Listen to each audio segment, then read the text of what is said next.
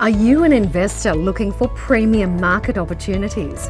Presenting premium and exclusive service for investors by Kalkine.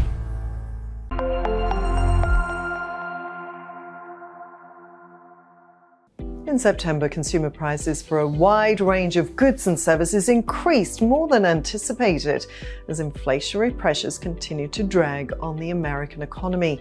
The Federal Reserve seeks to control inflation by changing interest rates. When inflation is too high, the Fed usually raises interest rates to decelerate the economy and bring inflation down.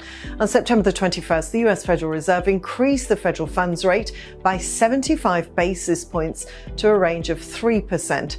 3.25% from 2 to 2.25% to tame the soaring prices. The rate hike came in line with market expectations as investors anticipated such a hike after the August inflation and other recent key economic data. According to the US Bureau of Labor Statistics, the consumer price index for all urban consumers rose 0.4% in September on a seasonally adjusted basis after rising 0.1% in August. Over the last year, all items index increased 8.2% before seasonal adjustment. The largest of various factors that contributed to the monthly seasonally adjusted all items rise were increases in the indexes of shelter, food and medical care. A decrease in the fuel index of 4.9% somewhat countered these increases. The food index grew 0.8% over the month, while the index for food consumed at home increased by 0.7%.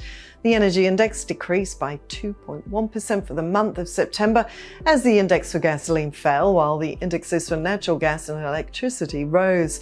The policymakers indicated that lending costs are expected to increase more in the coming months and remain at a higher level for some time. This marked the central bank's latest move in their effort to bring down the decades-high inflation. So what do you think? Let us know your thoughts in the comments section. Don't forget to hit the like and subscribe button and press the bell notification button for our other interviews. I'm Rachel for Kalkine Media.